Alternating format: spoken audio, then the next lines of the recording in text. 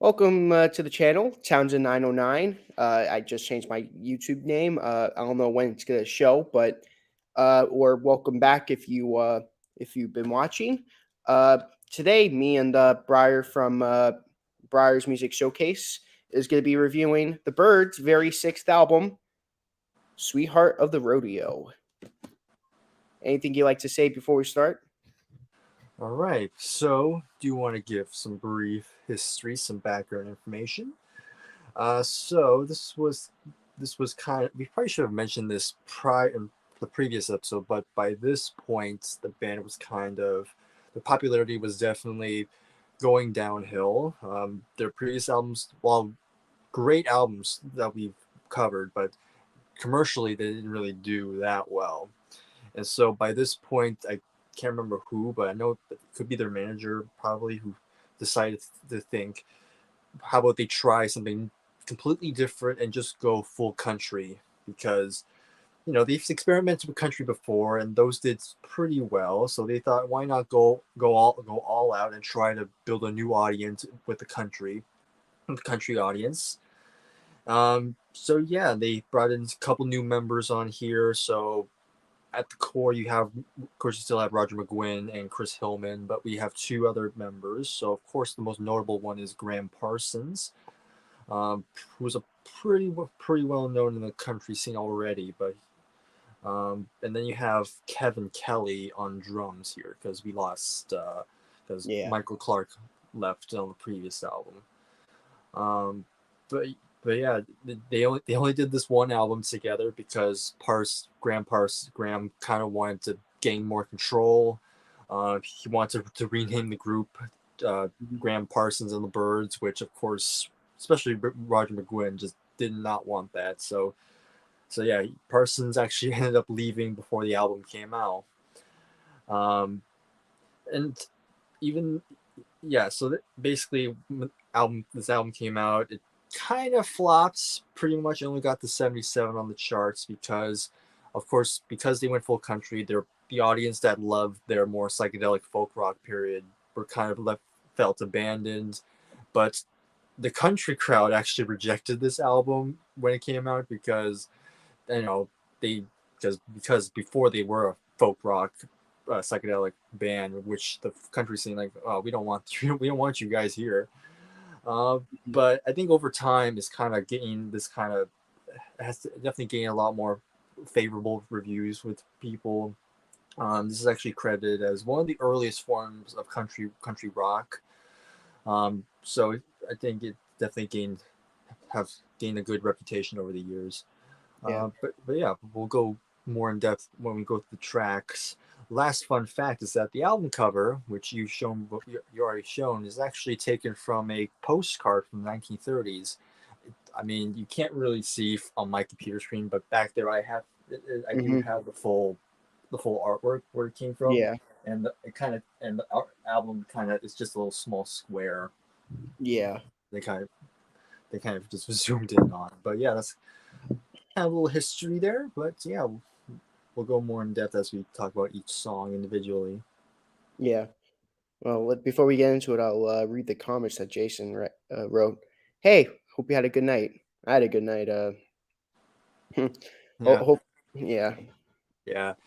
You can kind of see in on my background, but all the CDs are still there. I haven't put them away yet. Briar cleaned up his room. Well, Well, good enough. yeah, yeah. Well, this isn't the first time we're gonna get a major. Well, the biggest thing is Crosby's no longer in the Birds. That's a big member we lost coming into this album. This isn't going to be the first big Birds change, big Birds lineup change we're going to be seeing. Their next album, we're gonna see a huge lineup change, but we'll get into that when we do get into that. But let's get into the track listing. First track on the album, which is a Bob Dylan cover, or just written by Bob Dylan. You ain't going nowhere. What do you think about it? The All opening. right. Yeah. So yeah, like you mentioned, this Bob Dylan's came from the Basement Tapes. You have McGuinn on vocals on this one, and right off the bat, it does not it doesn't it just it's just country right from the start. But and I mentioned before. on at least on my channel, like I'm not the hugest country fan, but I've always enjoyed the Byrds country songs, at least on the previous two albums. So yeah, yeah, I really enjoyed this song. This was a good opening track. So, I mean, again, so far no bad opening tracks from them so far. So yeah, I really enjoyed them. The pedal steel guitar sounds really good, and Graham Parsons providing some organ on this track, which is a nice little touch. The chorus is really good. I really like the melody of it. So yeah, this is a pretty good opening track. Yeah, I quite like it. It's a really great way to tell you what the album's going to be like. If you listen to this first track and you're like, "Yeah, I'm not crazy about this song," the whole album's not going to be good. It's Yeah, not for you because this basically is like, yeah, this album's going to be straight up country. yeah, You know, it's crazy. You go if you ever go through their discography, like listen to it in one big go. You listen to Space Odyssey and then you listen to this track right after, and it's like such a what a like a complete 360 from yeah. the Notorious Bird Brothers. Not that I'm complaining; it's amazing. I quite like it. What an amazing first track. That goes into "I Am a Pilgrim," which I really like. What do you think about it, though? Yeah, this was another one. This one kind of grew on me because this definitely has a lot of the trademarks with country that I typically am. I mean, not to say I hate it, but it does. I don't know. It's the type of country that I find a tad boring. But that being said, I think this one, like I said before, this one really grew on me. So this was another cover. Like, there's tons of covers on this album. Hmm. But yeah, this is a traditional country song. It doesn't really say who wrote it, but it's kind of one of those country songs that's been around for a while by this point. Sung by Hillman, which again, pretty good vocalist, and McGuinn's actually providing some banjo, which is pretty cool. And there's some fiddle on here. Again, still keeping the country traditions. But yeah, it's a very nice, kind of another slower song. But yeah, I grew to really enjoy it a lot more when the more I listened to it. So yeah, I liked it. This one. That's good. Uh, yeah, I quite like it. It it's such a great album to listen to if you just want to have an easy country rock album listening experience. If you're a Byrds fan who's more into like Younger Than Yesterday and Notorious Bird Brothers and just likes that kind of Byrds, and you're not a fan of like the country songs that were on those two albums, then you're not going to like this album at all. But if you do like those country songs, you'll like this stuff on here. I was going over in our last video. The last two songs on side one wasn't Born to Follow and Get to You. If you really like those songs, this album would be a nice little treat for people who like those particular songs on the album from the Notorious Bird Brothers album. And this is no exception. They do country really good. Yeah, I even said it on the group chat. I'm like, man, I love this album. It's just Yeah. I love it. It's really good, and this track is no exception to that. Next track on the album, The Christian Life. What do you think? Okay, so third cover in a row. So this is another one sung by McGuinn, which oddly enough, this was originally supposed to be for Graham Parsons to sing, but by that point they were kind of going through. There was still some legal stuff they hadn't really gotten fixed yet, so McGuinn had to sing instead, which might have been a good move, just so it's not too jarring to have this new guy just already coming in and just singing more. So it's Yeah, kind of a smart move to have McGuinn sing this one. You have Clarence White on lead guitar. I believe this is he already appeared. I think he appeared on the previous album, but he appears here again as a session musician, which sounds great. This was another good highlight. I really song I really enjoyed, especially when I first heard this one. It's kind of ironic because this is at its core it is a religious song, and I'm not sure about you, but that, I'm not actively religious. But me that neither. yeah, that being said, I think even if you're not religious or whatever, I think this is still a really great song. It just sounds great, some great melodies on here. Yeah, this ended up being a good highlight for me. This was a favorite, pretty one of the favorites on this album for me. That's good. I love this track too. It's a fabulous song.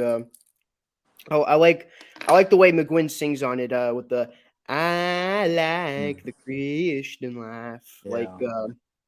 it's definitely a standout. When going through this album. And yeah, I agree. This track is really good. You don't even have to be a Christian to appreciate Yeah. it. That's how good it is. It's just a great song. Next track on the album is I'm not familiar with the names. You don't miss your water. All right. Okay. Another cover originally by someone named William Bell. Again, another McGuinn led song. It's kind of another one of those slower songs, kind of like I'm a Pilgrim. However, I think I'm a Pilgrim is far superior. This one's kind of, yeah, this is one of those like country songs where I do find a tad boring, but it's still not bad. I still think it's a pretty nice song. I like the piano on it. That's probably the big highlight for me. But yeah, this was just okay for me. So yeah, not bad. Okay. Uh, I think it's a pretty good song. It's not. I mean, like none of these songs are like joke songs, like the Learjet song, or Yeah, they've had some pretty like bad songs, and they don't have a. The thing I like about this album that is that there's not a single bad song on it. There are some boring songs like this does go a little for me. It feels like that it does go a little too long, but yeah, it's pretty good though. But yeah, I Am a Pilgrim is far superior. yeah. You're Still on My Mind is the next track on the album. All right, this was another song that kind of grew on me. So this was yeah another cover, but this time we have Graham Parson on lead vocals, and he's a pretty good singer. I pretty much enjoyed his vocals. Like I think it really fits the album. Definitely would have been interesting to hear if Graham stayed on, see what he would have done in the Byrds.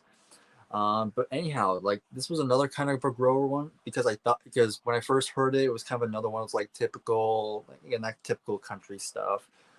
But on repeated listens, I started noticing like other really good stuff I really enjoyed. So again, the piano on here is great. The drumming on here I noticed was pretty good. I liked the rhythm on this one. It was kind of definitely had a good pulse to it that kept my interest to it. So yeah, this one definitely grew on me. This is another pretty good one. I agree. It it's a pretty good song. Not one of my favorites, but it's still a pretty Yeah, gosh darn good song. I wouldn't put it on like an essential Birds list yeah, playlist or anything, I agree. or even close to a top 10 list, but it's still a pretty good song on the album. And yeah, I gotta give him credit for making a decent song. Next track though is "Pretty Boy" Floyd, and it is the last song on side one. Yeah, this is a Woody Guthrie song, another McGuinn led song. Yeah, I think this is a very pleasant way to close out side one. I really like the double bass on here. I think that was a pretty good touch. I like the sound of it, and some great mandolin provided by Chris Hillman. I think he's a really good mandolin player, really nice. And again, the fiddle on here really goes with the song very well. I think this song just barely missed out in the top five for me. But this is another really good song.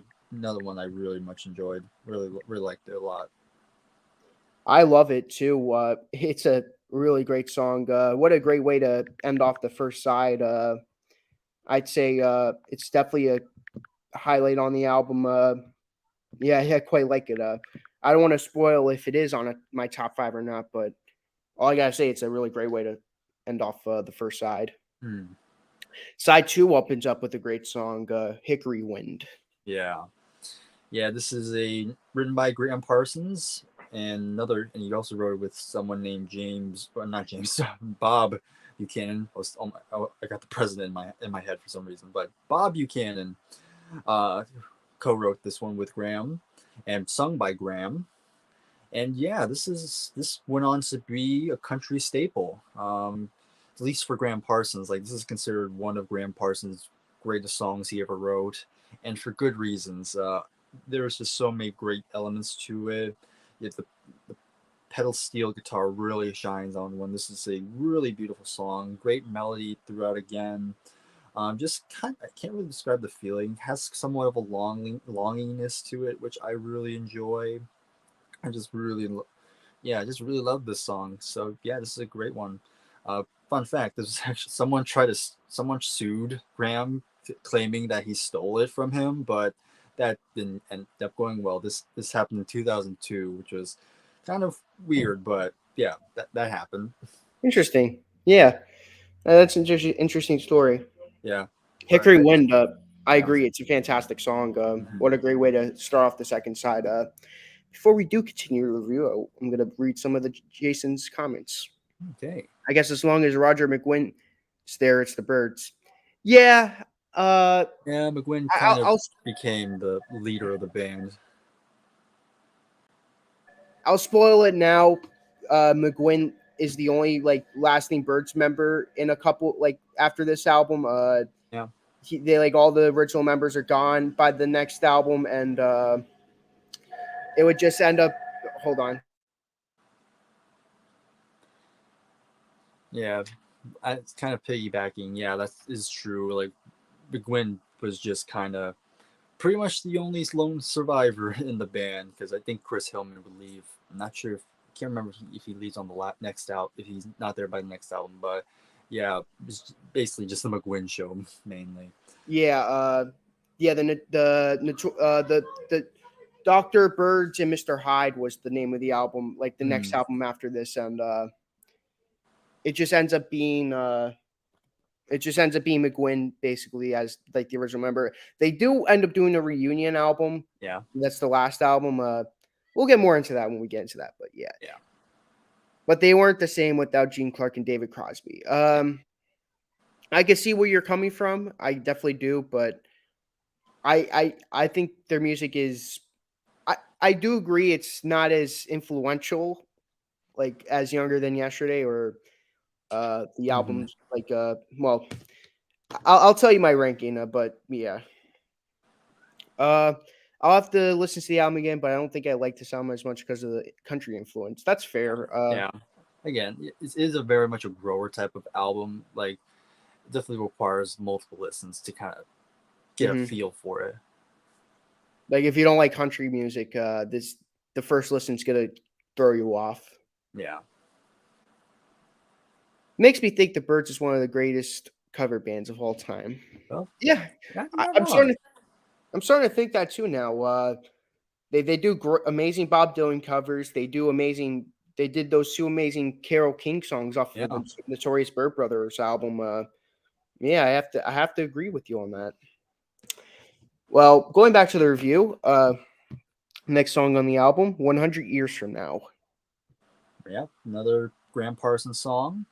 And this was another one that Parsons was originally supposed to sing, but again, with the contracts and stuff like that, it was given to McGuinn and Hillman to sing co-leads on here, which, again, don't mind that. And yeah, this is another. I think this is often cited as another one of Graham's best written songs. This is often you hear in the country crowd, you hear this, you hear kind of hear the song every now and then, which is Mhm. pretty cool. And yeah, this is another very solid song. I don't like this end. I think this yeah, I'm not gonna say if this in the top five, but it got pretty high for me. But surprisingly, I don't have a whole lot to say on it. It's just a very solid, very good country song, and yeah, I just liked it. I don't know why specifically, but it's a good song. I think it's a great song too. Yeah, it's a pretty good song. I quite liked it. Yeah, I agree. I don't have like a lot of these country songs. I don't like this whole album. I don't have a whole lot to say, but I think it's a really great album. Yeah, So yeah, I I really say like. if you're a country noob, I think this is a good album to start with. Yeah, One of like them if to start like with. if if someone's like, hey, what's a great country rock album I should get myself into? This is like if we were doing like 25 essential country rock albums for like if we ever did a video like that, this would be my first pick Yeah. right away. Like that, like Leonard Skinner and all that. Like, but this is sort of like the kind of the beginning of that, and I Mm. quite like that. Next song in the album, Blue Canadian Rockies. All right, we're back to the covers now, and this one was sung by Chris Hillman. And again, Clarence White provides some guitar on here. This I guess I will. I guess I'm not gonna spoil it, but this was kind of one of the more weaker songs. It's kind of that.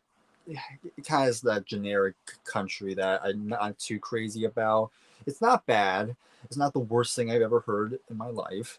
But when it comes to the memorable aspect of it, this kind of ended up being the least memorable song on the album. Again, it's okay, but yeah, it wasn't. Don't have a whole lot of great things to say, nor do I have not a lot of bad things to say. It's just it's there. It's just there. Yeah, you basically said what I thought. I thought this was not as strong of a song as the other ones. It's not bad, but it's Mm-hmm. not great. Right. You said it perfectly. It's just not like whenever I listen to this song and then I go back to the album, I'm like, how does the song go again? And I'm Yeah. like, oh yeah, that's how it goes. So Mm-hmm. yeah, it's a good song, but yeah, it's not what I would consider to be a classic Bird song at all. Yeah. Next song on the album though, Life in Prison. What do you think about it? Yeah. Now it comes back a little bit more for me. Getting back to the covers, but this was another one sung by Graham Parsons, and yep, he does a great job here. Um, this one took a bit to get going for me, especially that first listen. It's kind of like, okay, it's kind of back. It's kind of again that generic country sound, but once the drums come in, that's when it starts to pick up for me. The bass line on here is really good, just a nice solid walking bass line, which is very good. I like this one. This again, I'm not. Well, it's kind of spoiling it, but this is another one of those songs that didn't quite make the top five, but this is definitely another song that definitely grew on me the more I heard it. So yeah, this is another really good song. That's good. I really like this song. For me, it was the first listen. I really liked it. This is one of my favorite songs on the album, and Mm. I really like it. Definitely a like this whole album is just filled with hidden gems on it. Like besides Hickory Wind and You Ain't Going Nowhere, I don't really think many people know the songs off this album. Like Yeah, no, not really. just deep cuts mostly, and I really like it. It's Chef's Kiss. I really like it. Then we reached the last song on the album. Nothing Was Delivered. All right, we started with a Bob Dylan cover. Now we're closing out with a Bob Dylan cover. Uh, I forgot where this song came originally. This might have been another Basement Tape song. I could be wrong there, but then he closes out with McGuinn on the vocals. And this one definitely harkens more on the roots rock. It's not too much country. It's still there, but this definitely has a more rootsy feel to it, I felt, on this track. It's definitely the most rocking song on the album. Um, Not quite like rocking as in like a heavy song or Yeah, anything, but it definitely has a more traditional rock sound to it. But I enjoy this one. I think it was a really good song to close out. Um, which is saying because they haven't really on a lot of the previous albums they haven't really closed out their albums on a good note, but this definitely was one of those where they actually ended on a good note. It's not a yeah. jokey song, it's not silly or anything. It's just a really good, very good song to close out. So yeah, this was another highlight for me. I think the only two songs you like, well, the only two songs you like that closed off the albums was "Why" from the Younger Than Yeah, Yesterday album and this one. yeah, it was probably my favorite. One of the two closer tracks in this catalog so far. Yeah, I quite liked it. Not one of my favorite tracks on the album, but it is a decent, a solid way to end off the album. Yeah, it's pretty good. Uh, so five favorite songs, a dishonorable song, and your album rating. Oh, something just flew across the screen there. Yeah, All right. Anyhow, so yeah, my top five songs. Number five for me is going to be 100 Years From Now. Again, I don't know why I liked this song as much as I did, but it was good. I loved it. Number four, You Ain't Going Nowhere, the opening track. And then number three, The Christian Life. Number two, Nothing Was Delivered. And then number one is going to be Hickory Wind. And then for nice. dishonorable track, I'm going to go with Blue Canadian Rockies for reasons we already established. And when it came to a rating, I feel like I feel like I think you like this album a little bit more than I do. But that being said, I still think it's a very solid album. Again, if you're not into country, I think this is a good one to kind of give a listen to. I think, even though it has a lot of those country tropes, I think there's enough good memorable songs that where it's still a very strong album. So I think right now I'm gonna give this album a solid 7.75 out of 10. That's a good rating. Uh, my ranking of the 5 songs would be "Life in Prison." 4 would be "Pretty Boy Floyd." Number 3, "I Am a Pilgrim." Number 2, "Hickory Wind." My favorite song on the album is I think was the biggest hit on the album. You ain't going nowhere. Oh, wow. Yeah, Okay. I absolutely love that song.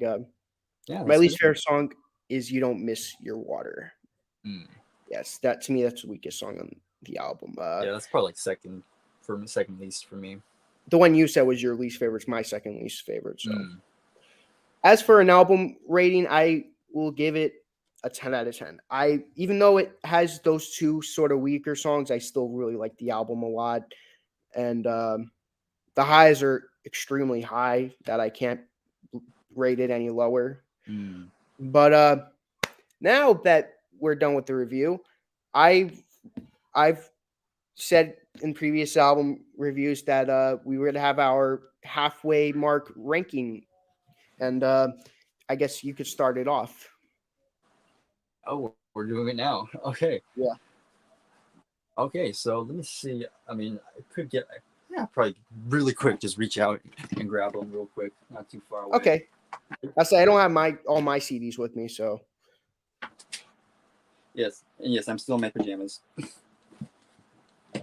All right, so just gonna go by my how I feel, and this could change at any time for me, especially if I were to re-listen to these albums again.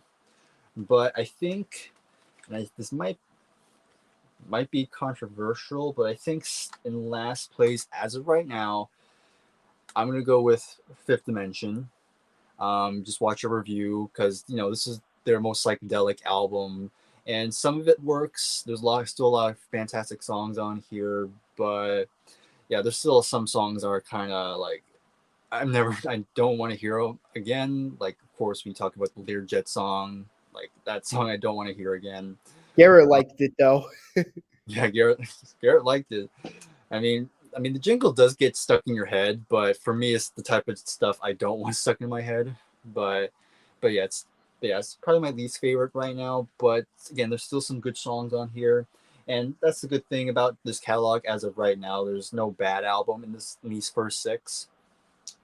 Then probably number 5, I'll probably would go with Sweetheart of the Rodeo. Again, still a very solid album. This one, I feel like that will probably grow on me more the more I hear it. So that's probably number 5, which is one I don't have. Okay, probably number 4. I'll go with Turn Turn Turn, the second album. Definitely not as strong as the debut, but of course, part of me wanted to rank it a bit higher because of the title track, but I had to be honest because I do admit there are some weak songs, especially again the last song, "Oh Susanna," which didn't really care for, and their cover of "The Times They Are Changing" is kind of average, but still some pretty good songs. Number 3 is where I'm going to put the debut, Mr. Tambourine Man. Um, Again, very similar to Turn Turn Turn, but definitely a bit stronger. A lot more great songs on here. Um, that's all I gotta say. Now, number 2 and number 1, I feel like they could flip at any point. But number 2, right now, I'm gonna go with the Notorious Bird Brothers. Again, I said this in the review. It's probably the most cohesive album. But I feel like my number 1 has more songs that I really, really enjoy and really love as well. And that, of course, my number 1 is going to be Younger Than Yesterday. But yeah, because there's so many great songs I'll probably go back to pretty frequently. Like So You Want to Be a Rock and Roll Star, Have You Seen Her Face, My Back Pages is just fantastic. Why? Even though there's a couple of weak songs like CTA 102, I can kind of forgive it because I think the rest of the songs really help. So that's gonna be my number one right now. Cool. And yeah, obviously it's going to end up changing sooner or later. We still have 6 more albums to review. And yeah, and like I said, I'd recommend trying to make a top 10 because like try to formulate one. Not like right now, but like Mm-hmm. I can kind of have an idea what your top 10 would be. But here's my ranking. My number 6 is going to be the Turn Turn Turn album. This album just is it just the title track is amazing, but the rest of the songs just feel like rejects from the album that weren't good enough for that album that they just thrown on this album. Like, hey, we need an album. And it was like, hey, we have these 10 songs that we didn't want on our album, and I guess we'll just throw in our great single at the time. That's just how I feel with this album. And Yeah, I can understand it. Definitely, I can see it. I can hear it. I can probably see that. like there are really good songs like He Was a Friend of Mine. Mm-hmm. What track number 7? I forgot the name of it. Satisfied Mind. Yeah, I think that one. Yeah, it opened up side 2. Mm. But whatever it is, I really like that song. But most of it is just to me just one somewhat boring song after another with a couple of highlights. Next album, my list number 5 is going to be 5D, Fifth Dimension. I guess that's my controversial opinion too. There's just way too many like filler. There's too much filler on this album for me to consider it to be an essential album. Side 1's amazing though. Fifth Dimension's amazing. Wild Yeah. Mountain Time is amazing. Mr. Spaceman I really like. I See You's really good. What's Happening's amazing. Crosby's amazing debut as a lead singer of the Byrds. I Come and Stand at Every Door. You know the song about the Hiroshima bombing and all that. And then the Amazing 8 Miles High opened up the second side. You're just like, wow, these 7 songs are great. But then the last 4 songs just take a Right.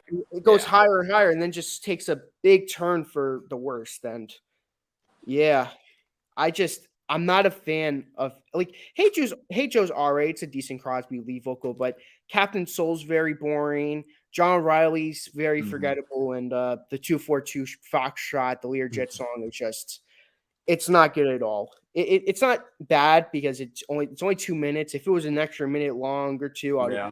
hate it. But yeah, uh, Mr. Tambourine Man, Turn. Okay, I think 2 of those albums are on our 50 Essentials album list. Yeah. I think one Mr. of Tambourine Man is on the list, and Younger yeah. Than Yesterday is on the list. Yeah. Because I'm not going to go over where it's on my list. Oh man, I really like Turn. I like Turn. I don't hate it. It's just Yeah. not essential to me. Same with 5D. A lot of people, I saw a couple people rank it as their best Byrds album, and I'm like, no, like it's one of their weaker albums. Coming in at number 4 is Mr. Tambourine Man. And what an amazing debut album. Like these from Mr. Tambourine Man all the way to number 1 is just to me essential Byrds albums. The only ones I wouldn't consider essential are like my bottom 2. But Mr. Tambourine Man, the song is amazing. I Feel a Whole Lot Better is great. Mm-hmm. Spanish Harlem Incident's great. You Won't Have to Cry is really good. Here Without You is great. The Bells of Rimini is Yeah, that's a fantastic. good one. All I Really Want to Do is great. It's no I Knew I'd Want You is decent. It's No Use is good. Don't Doubt Yourself, Babe, I love. Chimes of Freedom's amazing. And to me it closes off on a somewhat weak note. We will meet again, but it's still good. Yeah. Number 3, Sweethearts of the Rodeo. My number 3 spot. Yeah. Some people might be like, "Oh, you're crazy for putting it that high." But well, it's only 6 albums now, but trust me, this album's going to get really high on my list. But Sweethearts of the Rodeo, just we are I already said my feelings on the album already, so I'm still in my number 2 spot. Like me and like Breyer had, these 2 albums could go hand in hand, but as of right now, my number 2 spot's going to be the Notorious Bird Brothers. And Artificial Energy is amazing. Going Back is amazing. I already went over how great the how great they did with the Carol King song. Natural Harmony is great. Draft Morning's amazing. Wasn't Born to Fall. It was an amazing country esque song. Same with Gets You. Like those two songs are amazing, and it's like Mhm. you can definitely see where they would end up going on this album. And now that you heard it, Breyer, you could and you go back to those two songs, you Yeah. could hear it as well. Right. Changes Now is a great song. Old John Robertson isn't that strong, but it's still good. Tribal Gathering's a good song. Dolphin Smile opens up weird, but it's still decent. Space Odyssey, even though Briar doesn't really care for it, I still really like it. But yeah. Hope you rank the albums of the Red Hot Chili Peppers someday. Oh boy. Just kidding. Yeah. Oh man, I thought you were I mean, serious. there's so many people on my channel who always suggest the Red Hot Chili Peppers. I'm like, I'm not in a rush right now. Yeah. And then my number one spot, I agree with Briar. Younger Than Yesterday. Come on, it opens up with So You Want to Be a Rock and Roll Star. Have You Ever Seen Her Face? Renaissance Fair. What an amazing Crosby track. Both Crosby tracks, like when he does lead vocal to me, are great. I love Everybody's Been Burned. I love Mind Gardens. That's my favorite song on the album. I know a lot of people will disagree. I had no idea it was going to be everyone's least favorite song on the album. Well, you say CTA 102 is your least favorite, but Yeah. a lot of people trash on this song, and I'm like, really? I thought this would be Not one bad. of the. Yeah, I liked it. I liked it. My first. I think I liked it. I don't think I hated it. I was surprised that a lot of people hate this track, but Why is an amazing closer. I love just about every track besides maybe The Girl with No Name. Like that track is very forgetful, but even then Mm. it's still really good when I do listen to it. I guess I need to give Younger Than Yesterday another listen. Yeah, you gotta give that album another chance. It's Yeah. very influential and it's one of I put it on the 50 Essentials album list for a reason. I didn't just put a random Birds album. Uh like if to me if I just wanted to like if it was like 100 essential albums and I had to pick more albums, like I probably would just pick Notorious Bird Brothers in this album. I wouldn't put 5D or Turn Yeah. Turn on the list. Like, but yeah. Anything you'd like to add before the end of the video? Yeah. This was again another great, really good discovery. I definitely would buy. I would definitely buy it. Once my CD buying ban is lifted in August, this is probably gonna be one of the albums I get first because yeah, I do want to have the first six. But yeah, I'm definitely looking forward to seeing what surprises the later catalog will have. Even though that period is not really looked on very fondly, I think it should be still interesting to see what the later period has to offer. Yeah, and I'm very excited for your opinions on not. I was gonna say I don't know why I keep saying that. I'm kind of curious about what you're gonna think about the Dr. Birds and Mr. Hyde album because Mm, it's sort of like a Frankenstein creation of this album and the Notorious Bird Brothers. Like if it was like if they had a baby, that's mm, sort of a good description of that album. And okay. I'm very very excited to hear what you have to say about that All particular right. album. I like just about all their albums. Obviously some more better than others, but I'll give I'll give more of an in-depth opinion on that album when I do get to it. Mr. Tambourine is good. It's not good, it's amazing. Well, it's in my top 20s of all time. Yeah, Yeah, great album to have on your it's a good list. album. It's amazing. Like that to me to show how great the Birds were. It's on as of right now. Mr. Tambourine Man's my number 4. So you know, for me to say that 3 albums are better, then it just proves how great they were. How better their music became. Like if they were just an all-right band, their music would have just it would have been Mr. Tambourine Man than just everything else afterwards. Yeah, that's the good thing about this series is that I definitely have a much bigger respect for the Birds than I initially had. Because again, I only knew the first 2 albums, and I thought that was all I needed. But yeah, it's good to finally rediscover them and just see just how diverse they really were. Yeah. Well, that'll wrap it up for today. And hope Jason, you enjoyed the video, and anyone else who will watch it. See you guys in the next video.